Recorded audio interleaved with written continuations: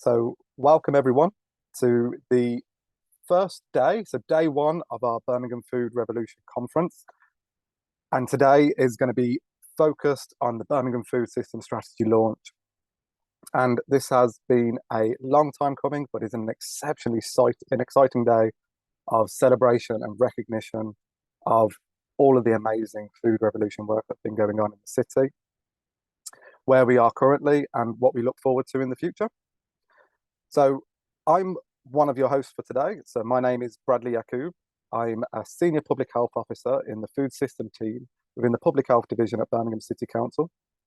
And your other host, who I'm going to let her save her voice because she's got a lot of talking to do today, is Sarah Pullen, who is the lead of the food system team within the public health division at Birmingham City Council. As you will see, we are using Zoom today. And that has been thanks to our partners at the Food Foundation who happily hosted our session today on Zoom. And the beauty of this platform is that you should all have access to the Q&A system. So throughout the sessions today, throughout the panels, throughout the presentations, throughout the speakers, if there is any questions that you would like to ask, please put them into the chat, into the Q&A section. And what we will do is, if there is time, because we have a lot to get through today, we'll be asking the questions to the speakers. So continue to put them in and we will get through to them. If we don't answer them today, we will take them away. The food system team will take them away and review the questions, get some answers together and share them with the audience. The session is recorded today and we intend for it to go up on YouTube as soon as possible. So that'll be part of our Healthy Run YouTube account. And it will also be hosted, a link will be hosted on our Birmingham Food Revolution web pages. Which you should be able to find by just Googling Birmingham Food Revolution, and it should be at the top of the search. We have an incredibly exciting day where we are going to hear from speakers from everywhere in the system. So we'll be hearing at the beginning from the keynote speakers from elected backgrounds, such as Councillor Khan, our city leaders, such as Dr. Justin Varney, and then Sarah Pullen from the lead in the system. And then we'll also be hearing from some of our food legends throughout the day as well, who are already leading the Birmingham Food Revolution, making the difference, driving it throughout the system. And we'll be really driving home how much of an importance community members and people on the front line make to driving the Birmingham Food Revolution. And then towards the end of the day, for our last panel, we'll be hearing from strategic leaders and policymakers on the vision for the future of Birmingham's food system, the UK's food system, and maybe further afield as well. And there are some very interesting speakers at that point. And then we'll be finishing off with our how, which is going to be a session exploring where we move with this and how we turn our Birmingham food system strategy from a internationally recognised awarded strategy into an action plan that is equally as recognised and equally as powerful moving forward into the future. So as I said, there's a lot to cover. It's going to be an exciting day with lots of different information, different viewpoints, different things to explore. And hopefully you can all see the agenda for today and you've all received it. But if not, we luckily, as always, have a slide ready for that to explore all of the different people. So just to go into a bit more detail. So we'll have a video this morning to showcase the Birmingham Food Revolution. And it's a bit of a premiere, so it'll be the first time you'll be seeing the video, which is quite exciting. Then, as I said, we'll be hearing from Councillor Mariam, Dr. Justin Varney and Sarah Pullen. And then the last thing before our morning break will be Dr. Rosie Jenkins and Sarah Pullen explaining the Birmingham Food System Strategy and the details of the Birmingham Food System Strategy. We will have a 5-minute break there for us to stretch our legs, have a quick nutritious snack, make sure that we are refreshed. And we'll be coming back in then for our first panel of this day, which will be all around celebrating our Birmingham food legends. And we'll be hearing from James Lowbridge from the Aston Villa Foundation, Eric Ngang from Kashunga Community Gardens, Vicky Hemming from the Active Wellbeing Society, and Dr. Afia Alvi from the Alpha Medical Practice. Then we'll be having a 30-minute lunch for us to catch up and then come back for our last panel of the day, which will be with our strategic leaders on what the food system and how we make sure the food system is fit for the future. And during that session, we'll have Dr. Helena Nucky from the University of Birmingham, Anna Taylor from the Food Foundation, Dr. Anne Kofopoulos from the University College Birmingham, and Sarah Pullen from our food system team. And then the last section today will be myself and Sarah, who will be exploring the future of this strategy, turning it from a strategic document into a strategic action plan, and the exciting workshops that will be happening next week with people from across the food system driving all of this change. And then a few summary and closing points at the very end of the day. So we have a lot planned. We have a lot to get through, but it is going to be brilliant and really showcase just the entire scope of our incredible food system with all of its challenges, but all of its opportunities. And our food system is incredibly urban, feeding over 1.2 million people. And that's people who live in the city. We also have those who travel into the city to work, to grow, to learn. And our system touches everything from production and growth through to waste and recycling and everything in between, plus all those external partners and stakeholders that are driving different aspects, whether they're educators, getting the generations of the future ready to grow the Birmingham food revolution, to those that are trying to revolutionize our way of processing waste and food surplus and food steps in our system, and so much more. So I don't want to take away from anything that everyone's going to be talking about today, and don't want to step on any toes, because there's lots more experts around the room that will be going to share all of their experiences. So as I said, the first thing we're going to do is watch a very short video. It's going to be our first of our few videos that are going to be out throughout today. And then I will be bringing us all back after the video to hear from our first keynote speaker. So. Birmingham, the time for change is now. Join the Birmingham food revolution. We deserve to thrive. Through a diet that is nutritious and well balanced, that respects the world around us. Food that is fair and stands up to injustice at every stage. A revolution that empowers us, the people, to overcome the barriers that stand in the way of tasty, healthy and sustainable food. We support diversity and choice. We are resilient. We adapt, learn and evolve. We are here for Birmingham and to celebrate what food means to this bold city.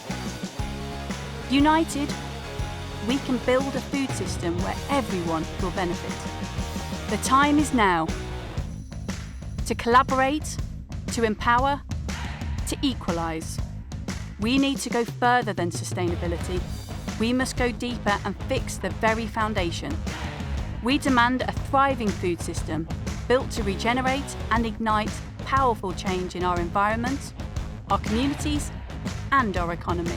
The road ahead is long, but the Birmingham food revolution has already begun. Are you ready to join us and build a better future for Birmingham?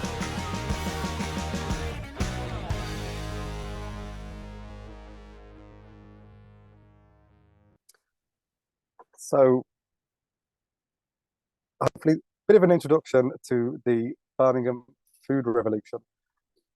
And as you will see throughout the video, we have some exceptional people that have been part of that video, that were some of the food legends that have gone on throughout the city, including Bringing On Brum and a few other partners that were involved in that video. And throughout the videos, you'll see different faces and different partners. But throughout the video, you would have heard the kind of the motivation around us to collaborate, to equalise, and to empower across our system. And that's not just us within the local authority, but that is each and every one of us has the ability to do that within our communities and within the wider system. So it is important and exciting for what we can achieve together and what our next steps are going to be. So Oh, and as Leticia has just said, who's helping us out today on the online platform, do feel free to use the Q&A to introduce yourself, and feel free to keep fielding those questions throughout the day. So the next part, and we'll be getting into this kind of the exciting opportunity here to hear from our first couple of speakers. We've got 3 incredible speakers talking today. We have Councillor Mariam Khan, Dr. Justin Varney, and Sarah Pullum. And it's interesting that we've got these our 3 speakers for the first day today in this order, because it is from every aspect of our leadership system within the council, but within the city as well, on how we are going to move forward. Because the only way for us to be able to really make system change is from every angle, from every step in the system. We are all on the same journey, all on the same motivation, and all have the same energy, which I know all 3 of our speakers do. So to start us off today with our first opening speech is Councillor Mariam Khan, who's the Cabinet Member for Adult Social Care and Health. Councillor Khan has represented the Birmingham Food System Strategy and Birmingham Food Revolution around the world, and has been an amazing force for good and for change, which is incredibly powerful. She leads one of the largest portfolios of any elected official in Birmingham, and is bold enough to drive for a food system change in this already incredibly large and complex portfolio of hers, but has driven the food system in Bordeaux, in cities around the world, on a national platform such as the Food Futures event that took place during the Commonwealth Games, and so much more. So yeah, I would like to welcome Councillor Khan. Okay, good morning, and thank you so much for that wonderful introduction, Bradley. Good morning, everybody, and welcome to Birmingham, albeit virtually. It's so good to see so many of you on the call, and I hope that you're able to stay for the 2 days. We've got some incredible speakers lined up and some brilliant local stories to share with you from people here in Birmingham who are already making a difference. We have a commitment also in Birmingham from political leaders like myself and the leader, Councillor John Cotton, to making the Birmingham Food System Strategy a key priority. And as many of you on the call will already have known, my predecessor as Cabinet Member for Health and Social Care, Paulette Hamilton, set the course when she was in my shoes, and I picked up the baton, or should that be spoon. I hadn't been long in the post by the time of the Commonwealth Games last summer, and the first time that I met some of the pioneers of the food revolution was at the Food Futures event, which ran alongside the Games. It was fascinating to hear about the kind of initiatives taking place around the world, from Milan to Pune and everywhere in between, and signing the Food Justice Pledge along with other city leaders marked a commitment to change, which continues through events like this and the launch of the Birmingham's food strategy. Another of the excellent initiatives launched over the past year has been the Creative Dinners, which take place in University College Birmingham, with carefully curated menus and guests, where I've been able to shout about the exceptional work of citizens in the food space across Birmingham and have some really interesting conversations with others in the arena. If you've been lucky or privileged enough to be able to attend one of those creative dinners, the food definitely is delicious, and it's amazing to be able to talk to some of the people who have put some of these menus together and have those conversations with other leaders who are working in that space. Because it's not just us at the council driving the narrative around food in the city, it's so important that citizens and communities are empowered to own and drive the Birmingham food revolution. No one person, one organisation, or one authority can build the food system that we need. And only together can we imagine, create, build a thriving food system for all. It's been such a pleasure to be able to go out and about over the past 18 months, meeting people in organisations who have something interesting to say in the world of food, who are exploring ways of doing things differently and more sustainably. I'm so pleased that some of them are on the agenda today, and that you'll get to learn from them directly about the important and fascinating work that they do. People like Anne Gallagher of Incredible Surplus, who showed me around her industrial unit, where she takes in as much food as she can to prevent it going to waste and helps to distribute it amongst those who need it, those who feed others with it, or those who can afford to pay something to stop things from being thrown away. Or the likes of the Active Wellbeing Society, who stepped in during the lockdown during the pandemic and distributed food parcels and food to vulnerable people who could not access it, and are now part of our network of warm spaces, helping people who are hit hardest by the cost of living crisis. I'm delighted that you'll be hearing from their head of food later in the day about the many projects that they are involved in. And I'm thrilled that you will also get to hear from Cecile Michel tomorrow, representing the Milan Urban Food Policy Pact, to talk to you about the International Food Strategy collaboration and best practice. It was an honour for me to go to Brussels earlier this year to represent Birmingham at a high-level event with Eurocities and the Milan Urban Food Policy Pact, with other EU politicians and cities sharing our perspectives, insights and recommendations, and also influencing upcoming EU legislation and more. Birmingham was invited to participate in the event due to our existing involvement with Eurocities, with Food Trails and the Milan Urban Food Policy Pact, which are projects that enable knowledge exchange and learning between cities and support the food system transformation. And I have to say that the people that I met there were genuinely really impressed with our strategy that we're launching here today, today and tomorrow. None of that compares to my excitement to be at the start of a key movement of change for Birmingham citizens with the launch of our strategy and the Birmingham Food Revolution. But without further ado, and before I steal anybody else's thunder, I will pass you on to Dr. Justin Varney, the Director of Public Health, and also Sarah Pullen, who leads our food system team here in Birmingham. And I don't think I'll be able to stay for the rest of the day. And also, I need to check my diary to see whether I'm able to join in tomorrow or not. But because of that reason, it's really important for me to end by just saying a massive thank you to all of the team who work within the food system strategy team in public health, because without the hard work that you guys have been doing and pulling all of this together, we wouldn't be at this stage. And I know that the team are really, really passionate about the strategy. So just, from myself, I'd like to say a huge thank you to the team that are working in-house, as well as all of the key partners and stakeholders who have managed to pull together such an important piece of work for us in the council and in the city. So I'll stop there and just hand over to Dr. Justin Varney. Thank you. Thank you very much, Councillor Khan, and good morning, colleagues.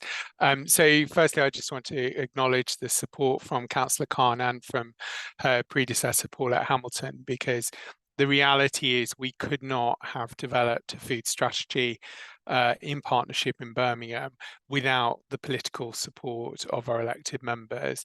And that's a really key and important part of this, is that to achieve the change that we want to see in the city, it requires a partnership that involves our politicians and has their full support. So it is also a big thank you back to you, Councillor Khan, for your ongoing support in this space.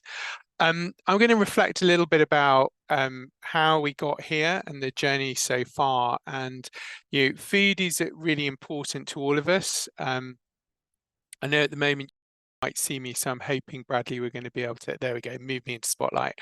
So the reason we got in this space, food is something that is really important to all of us.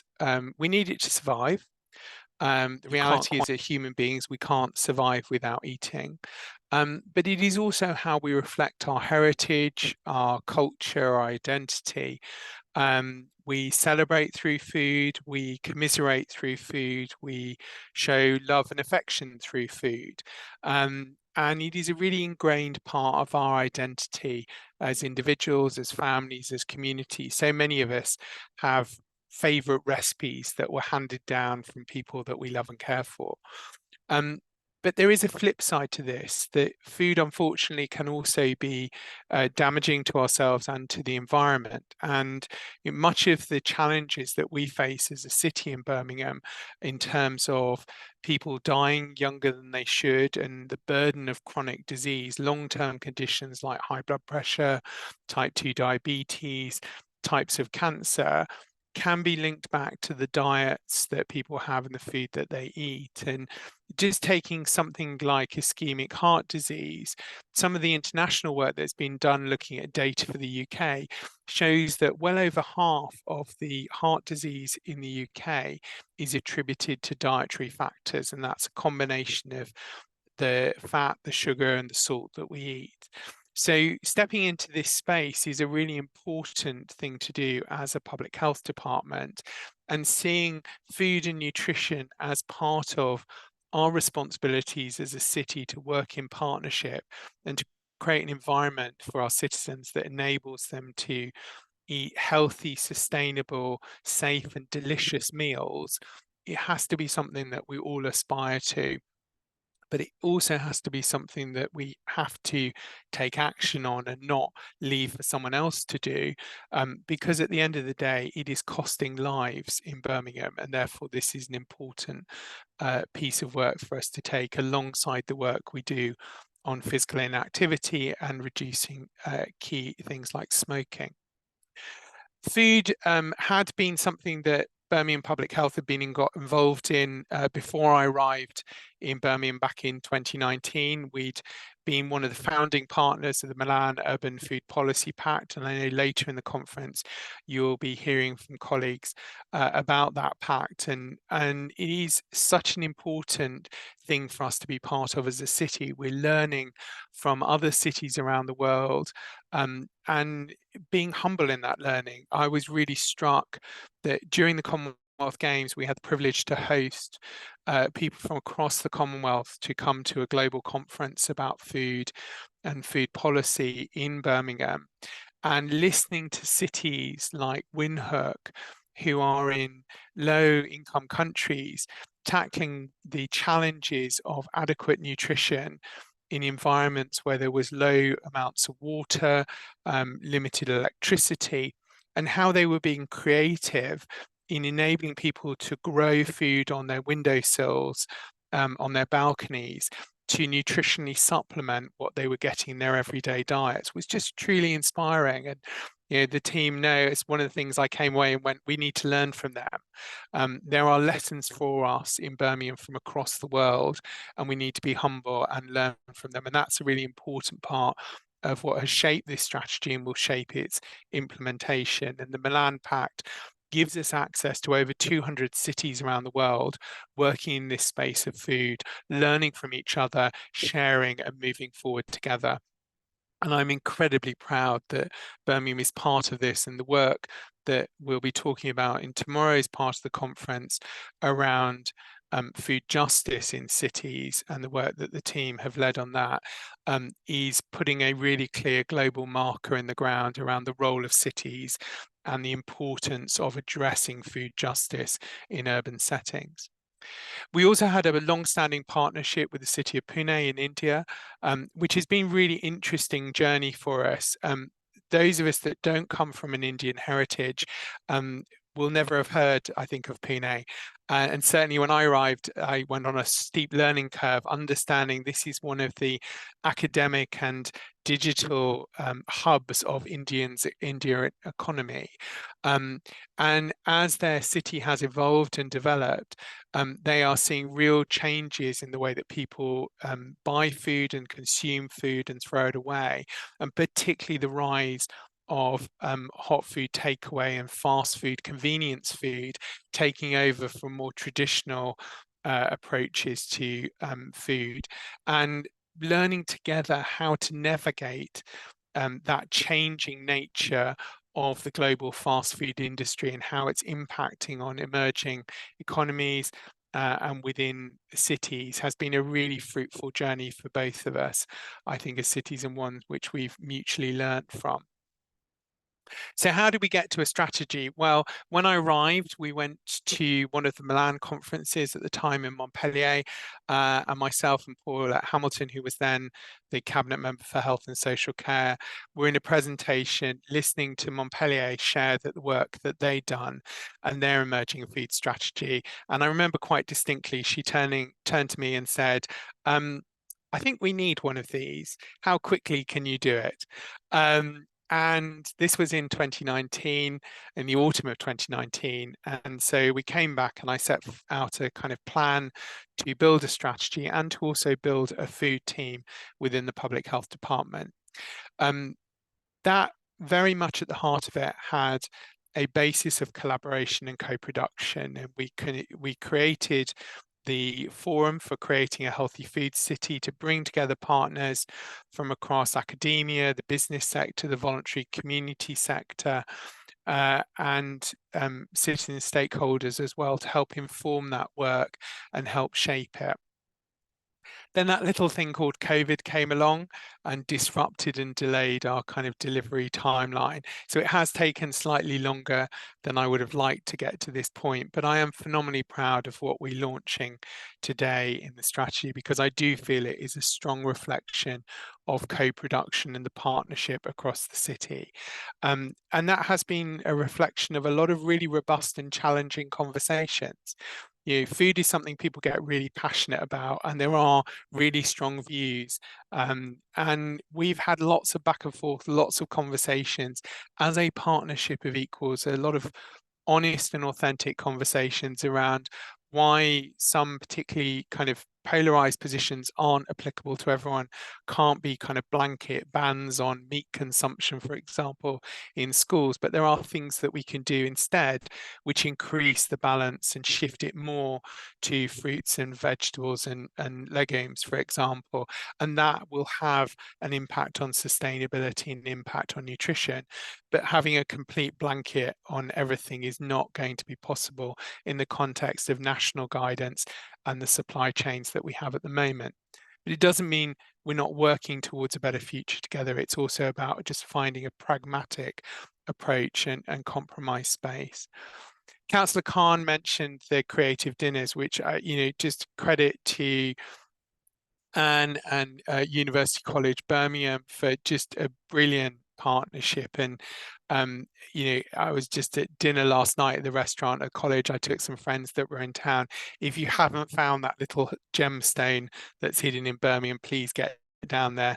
It is fantastic value, but it's also such a joy to be served by students and be part of their culinary careers as they develop. And the debates and the discussions we have through those dinners have been really inspiring and challenging. It is still one of my enduring memories, watching one of our speakers unroll a knitted alimentary canal, basically from your mouth to your rectum, and he'd knitted it and it was spanned out across the room in real time to demonstrate actually how our gut works and how large it is an organ in our body, which was really interesting. We've also not shied away of using those spaces to have some of the difficult and challenging conversations. And exposing the students to that, challenging the students to cook meals on a minimum income, talking about the role of ultra-processed foods, that the challenges of some of the new dietary ways of being that we're seeing, like nut milk, and the intricacies of whether it's chilled or not and what that means to the vitamin supplements that are in it.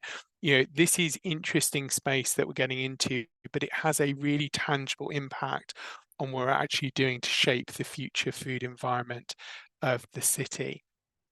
And as we go on this journey, sharing that learning, both within the city, within our partnership, but also with wider partners across the world, and getting the feedback loop allows us to have a strategy that as we implement it is real. This is not about writing a beautiful document on the shelf. It is about writing a document that creates a framework for action, and that action is rooted in the reality of the city and what can we change in the short term and what can we change in the long term. It is rooted in the global diversity of Birmingham. Some of the work that we did during the Commonwealth Games to have the Cook the Commonwealth campaign and the partnership with Whisk, which brought together people volunteering recipes from their culture and heritage from Commonwealth countries, and then working with nutritionists and dietitians to make them just that little bit healthier, but keep their taste, keep their texture, keep the fact that when you cook the recipe, it actually works, was so important. And it was brilliant to see so many communities donate what is now a free platform of over 800 recipes available for people to use. Alongside that, working with partners like CET to do community events where we were taking those recipes, that healthy cooking, out into communities, combining it with celebrations of culture, with music and dance, to bring together communities to help them just learn those little hints and tips that would tweak those recipes they love to be that little bit healthier, but also for those that weren't familiar with them to help share with them how to cook them and bring them together. And we'll continue to build on that moving forward with the Diverse Nutrition Association. And there'll be work that you'll start to see in the city later this year, where we've taken national guidelines and looked at it through the prism of our diverse communities.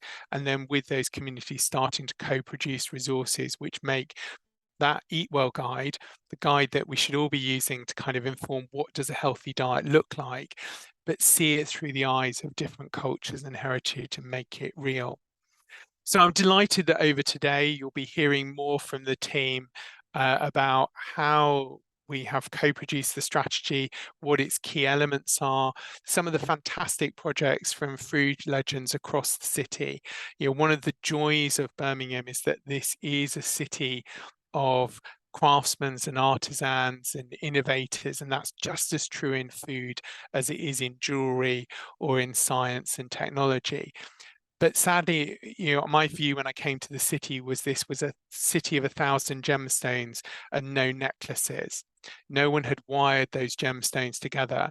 So one of the key things that we're trying to do with this strategy and its implementation is create the wiring into which people can set their gemstones of projects, so that around the country, around the world, and most importantly in the city, people can see how all of these projects join up to create a healthy, sustainable and safe environment for food in our city for our citizens. There are some fantastic partnerships that underpin this, and I know that the team will be sharing later on how we enable those partnerships, some of the reflection of the journey that we've had so far, and some reflection on the journey ahead. At the end of the day, this is 2 years' work that's being presented today to you, that is producing a fantastic document, the launch of the Birmingham Food Revolution, as we move from talking about it to implementing it and making it real. It is around the wiring of the necklace. There's a lot of great work that's already been happening and continues to happen, and this just brings it together into a framework so we can see how all of these things join up and work together. But like every revolution, there is a real risk that this is a beautiful document that sits on a shelf and captures dust. So my ask for everyone as you watch the presentations and participate today, and hopefully also join us tomorrow to hear some of the international perspectives in this space, is really think about what you do, what can you do to be part of the revolution? How can you play a part, small or large, quiet or loud, in creating a city in which every child who's born in this city grows up loving food, eating healthily, knowing that the food that they eat is sustainable, understanding how the food system works, so being conscious and intentional about their food, having food that is safe and is what it says on the label, and really develops a different relationship with food that supports their health and their well-being, but also celebrates the vibrancy of our food economy and creates a city in which food is a really visible part of what it means to be from Birmingham. So I encourage you to spend the day exploring thoughts, engaging and partnering with us, but most importantly, signing up to join the Birmingham Food Revolution, because we will only change the future of the city if we change it together. Thank you very much, and I'll hand back to Bradley. Thank you, Justin.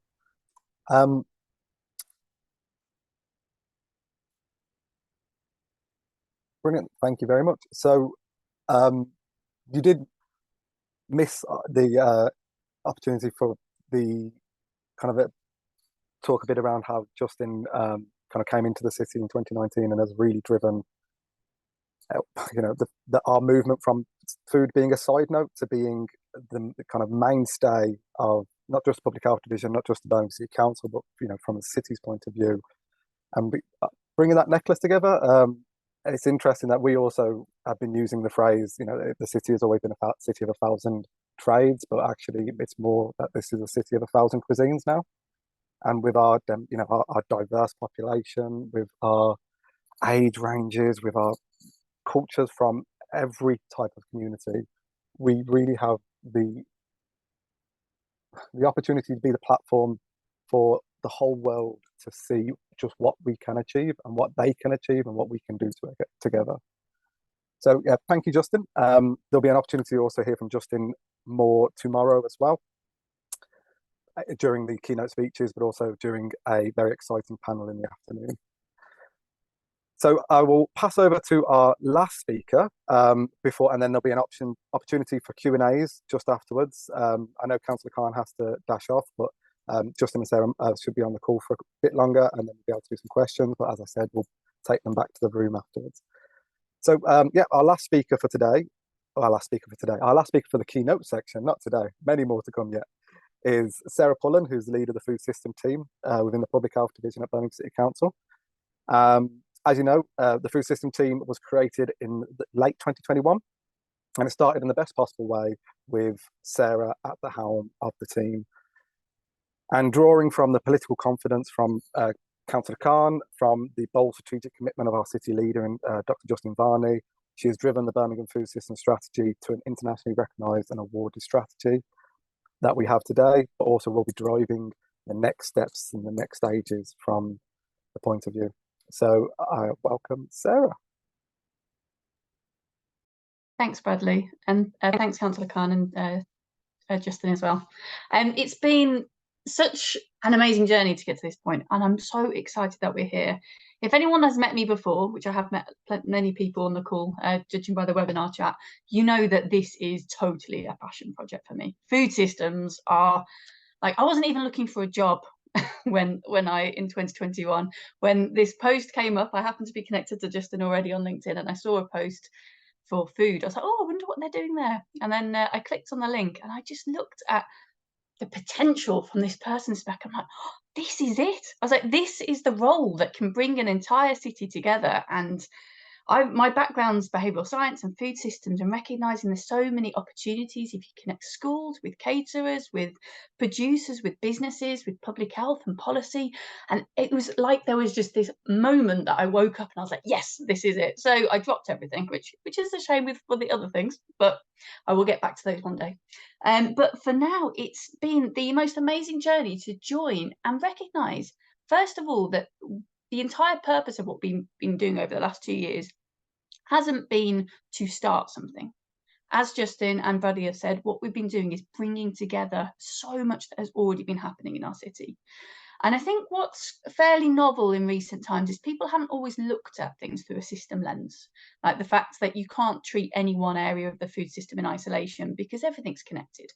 For example, food waste is the result of so many things to do with business practices, to do with the way that food gets to our plate from the farms, to do with picky eating or abilities to cook it, or your fridge stopping working, or not knowing what to do with leftovers when you've got them, and then also not knowing if you can distribute food to people safely who might need it. And there's lots of these complex areas. So even when you pick one topic, there are so many people involved with the solution. And also in our city, we have had many people working for a huge number of years on astoundingly good projects.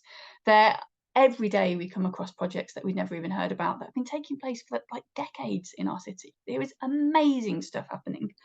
But what there hasn't been is the connection for us all to be aware of each other. And I think What we don't ever want to have is amazing siloed work that gets lost because either a person moves on or jobs change or people move positions. And what we recognised was that we need to have a uniting force that connects us all together. So it doesn't matter if you're in academic research and working on research projects. For example, there's the economics of obesity, there's Peach at Aston University, there's people looking at food waste and all sorts. Or if you're on business, so there's the Centre for Research and Ethnic Minority Entrepreneurship at Aston Uni as well. And there's amazing business networks and people looking at how to ensure the economy of our city thrives and that innovation is stimulated in our city. But also there's route to net zero and people trying to tackle the challenges that come from carbon and environmental impacts of our food system and broader areas. There's green spaces in nature. There is an incredibly thriving network of people who are ensuring that we have access to green space, that people can be involved with growing, that the joys that come from being outdoors and being connected to our city in a way that is rich and engaging brings so many benefits, and there's a huge thriving network in that area. We've also got the Food Justice Network. So over the COVID pandemic, although it was a huge time of adversity, what was amazing was to see the people of our city and the organisations and community organisations, voluntary organisations, faith settings and many more coming together and recognising that actually collaborating meant that we were able to coordinate food parcels, ensure that those that needed support most were being supported. And that network is still thriving today, but that came about from adversity.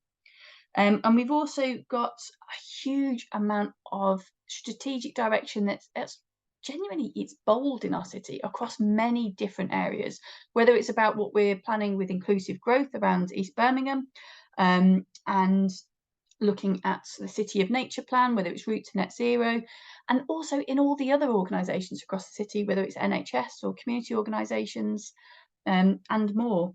So what happened when we joined was the first step was just to try and capture this huge breadth of work that's happening and to start bringing us together.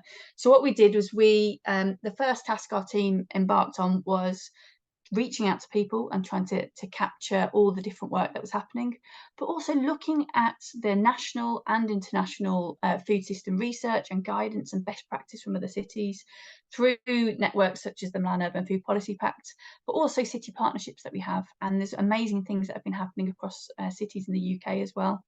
And bringing all of this together and thinking, what themes do we have? What commonalities do we have that we can all work on, and what's missing?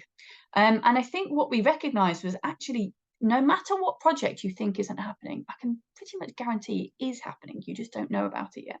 So this has been a huge part of our journey, is to recognise that if we assume something's not happening there, make sure you check, because our city is huge. And it brings challenges, because connecting such a large city together in a coordinated way makes challenges, but it also brings about huge opportunities, because it means that we've got a nexus of innovation and people coming to our city. In the last couple of months, we've heard of people literally moving to Birmingham for a new job because they wanted to work on something related to food systems, whether it's around dietetics or other areas. And this is what's possible when we have a united voice. We are now together, and the more we are working together and people recognise in our city something that is building and growing, the more that we're able to generate these sorts of changes going forward. And I think the other aspect that we really valued in our approach was that the food system team, we are not overseeing or creating anything. What we're doing is facilitating and connecting and saying, okay, where are the patterns and how can we weave this together? So co-production was absolutely core to our approach. So I've mentioned some of the partners today, and even if you just look through the chat, there are so many people who've just commented today, and that's just a small segment of the people that were involved with this process. We also made sure we engaged in actively reaching out to people who might not normally be engaged with as well. So we had seldom heard voices conversations with huge number of different groups across the city, connecting with existing strong thriving groups that are really embedded within their communities, and making sure their voices were heard as well, because we can't create a one-size-fits-all system. We need to look at things through many different lenses to make sure that we're addressing inequalities that there are. We also, once we created the overall framework and ideas of what we were trying to achieve, we made sure that we really broadened our workshop approach just with the draft. It wasn't even published draft at this point. This was just to create the framework to build on. And the Creating a Healthy City Food Forum, which is chaired by Councillor Khan, has been absolutely instrumental to really pulling together this citywide strategic leadership approach. And then the workshops were amazing with connecting with people across the whole city. But just to create the draft alone, we engaged with, like, I think it was about 800 people in total over the development of the strategy. But just to get to the draft, it was way over 500 people contributed to that version of the document. Then in 2022, we went out to consultation, and we benefited from coinciding with the Commonwealth Games, because it meant there were a huge amount of things happening across the city. There were lots of engagement events, lots of people who were coming together to celebrate around food, and that uniting nature of food and growing and spaces where people come together to share food meant that we were able to say, well, whilst you're there, can you like share your ideas of what our future food system should be and how we need to work together. So we ended up concluding our consultation in late 2022. And at that point, I think one of the most surprising comments I've had about our approach with the strategy is they said, what, you completely rewrote the strategy? I'm like, well, yes, like we had absolutely amazing feedback from people that was so constructive and so helpful and so useful. So we took all that on board and we completely restructured how we approached our strategy. What was really reassuring was the core principles throughout all of it are still there. And what happened was we were able to link it to projects that were happening across the city that we hadn't been aware of before. And we also clarified some details and so on. And one of the most rewarding changes that we made was creating the Birmingham Food Revolution key principles that form the start of the strategy and really are the uniting force behind what we're doing. And we'll discuss more about that shortly. And I think some of the key things that we've had feedback on from people across the city about what they need is we need food that's affordable. And this isn't just about reducing the price of food, but it's also about looking at the real living wage and opportunities and jobs and skills and making sure people are able to afford food, because food insecurity comes not just from not being able to have enough to eat, but also not having enough nutritious food. So we need to ensure that we're tackling that within our approach in the city. And there's an awful statistic that 100,000 children in our city live in poverty. This is an urgent issue that we need to collaborate on, and there are many, many people working on this. So this is really core to what we're trying to achieve. As Justin alluded to before, culturally diverse diets are absolutely key to any solutions that we create, but also recognising that we don't live in a box. We are a multicultural city. That means you might eat food that you've traditionally eaten in your family, like with heritage or with whichever country you might have come from or whatever culture you're in.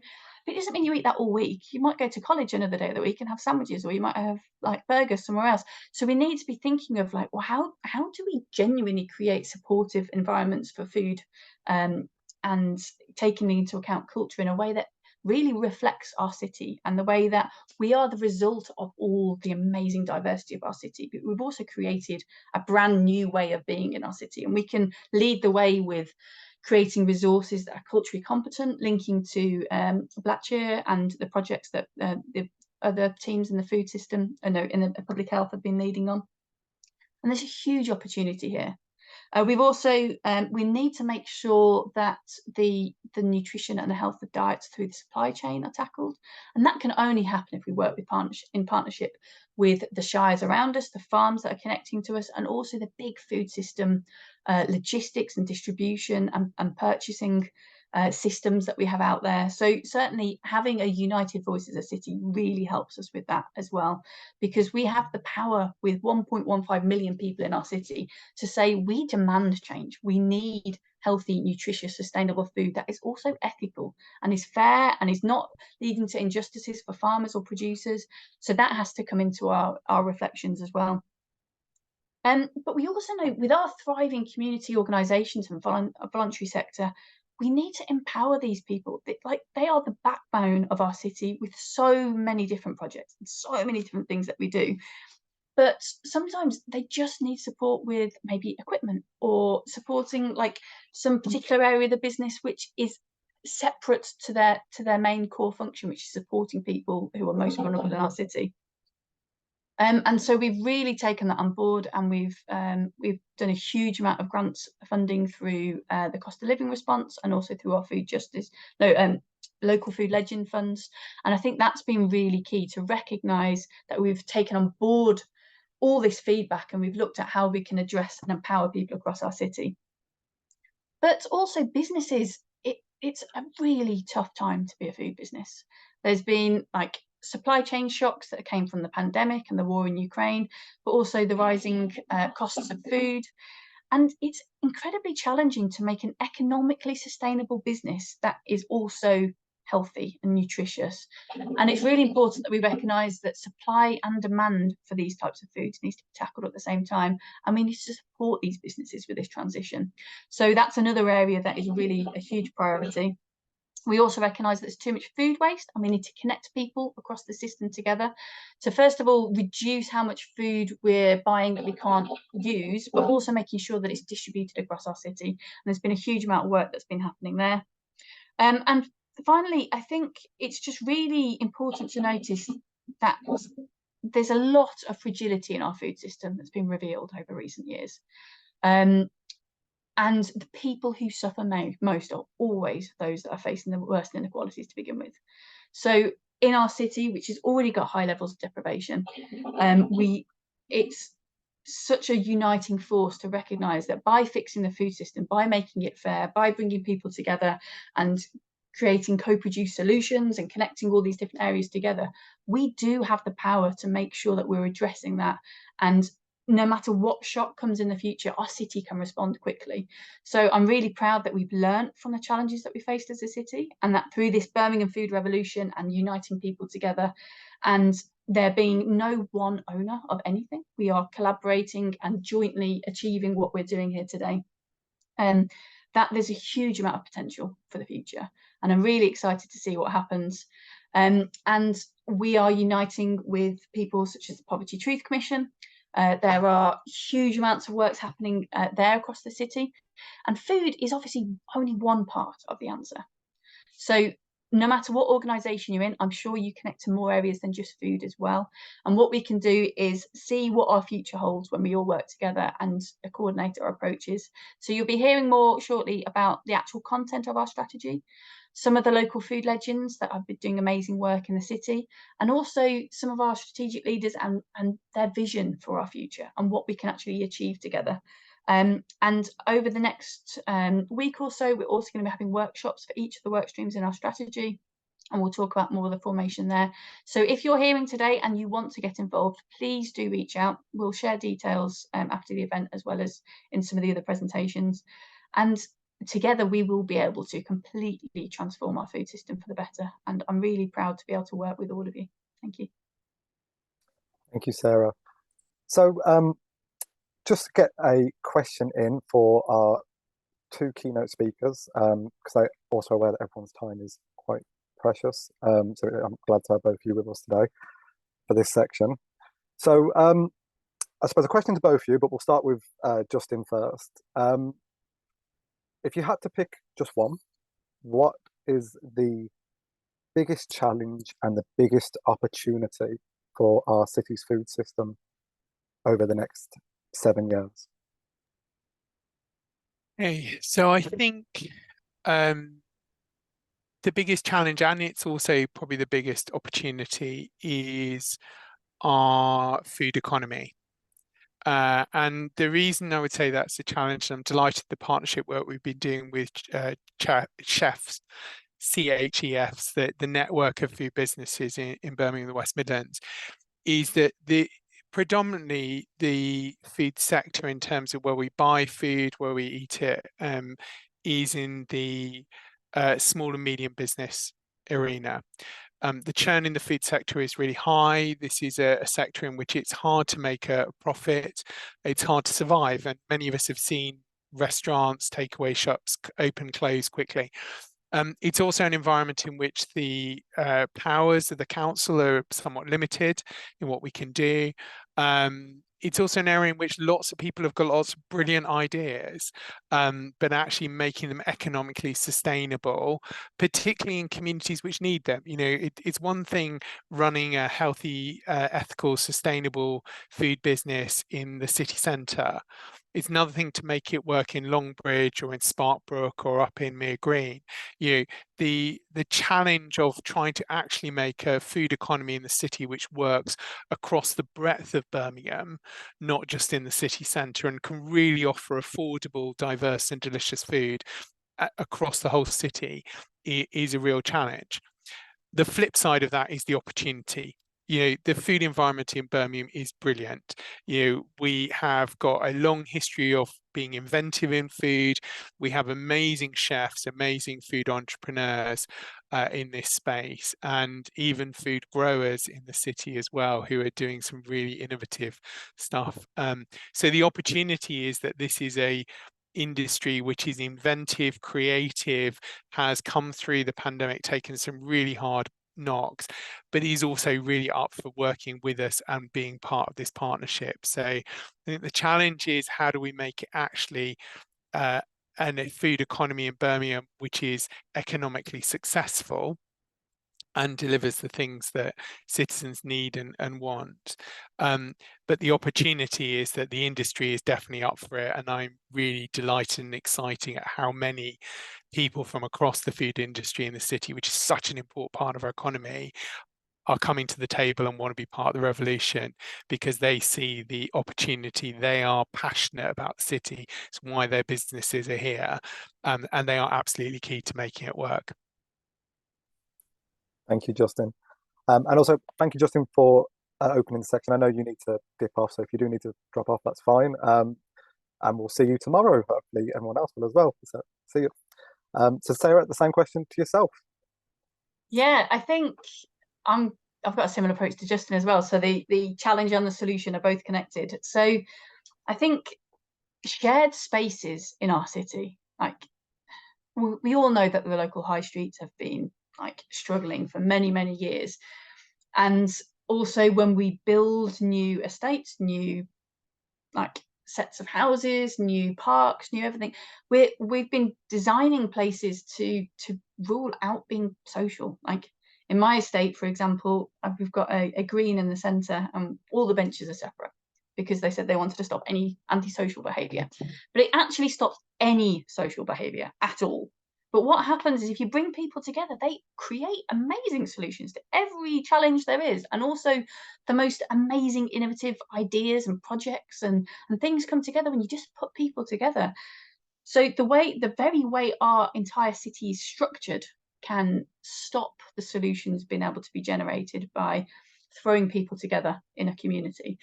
And I think on the flip side, huge amount of solutions come from, we have empty units on like high streets all over the city. If we could coordinate our approaches, work out who owns all the different parts and what we need to do for insurance and make sure that we're covering the gas and electric bills and so on. But if we were able to overcome those barriers and use those shared spaces that are already in every single community across the city to create places where you've got shared kitchens with catering equipment. You could have innovative startup business options where people can have one day a week where they're running their food business instead of having to do it 7 days a week and trying to afford the rent for that entire time. You can share it across with other people.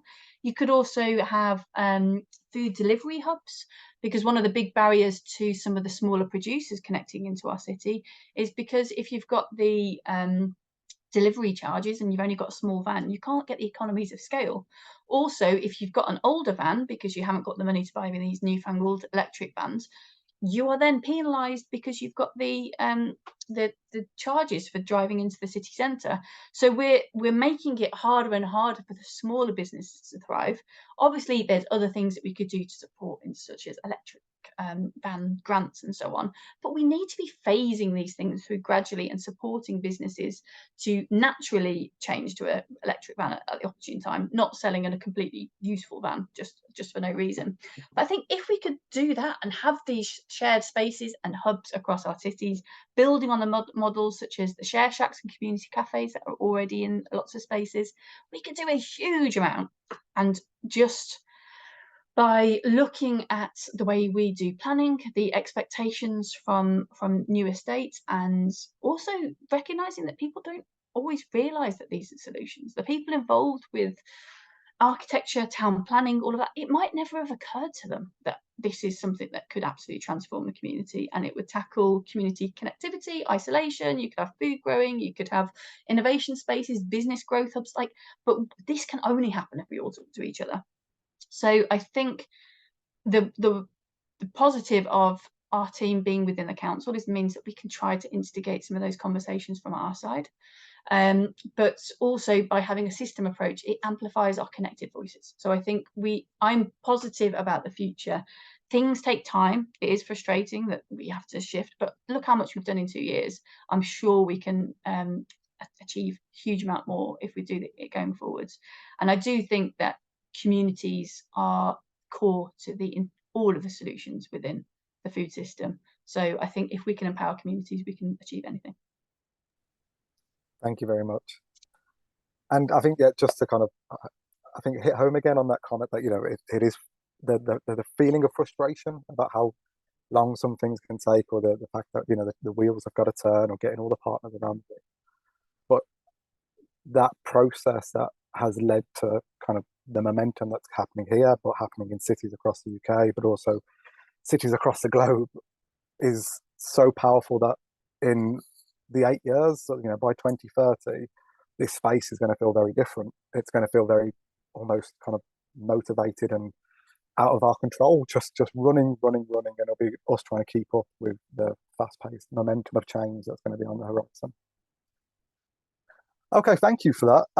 And thank you to all the speakers again.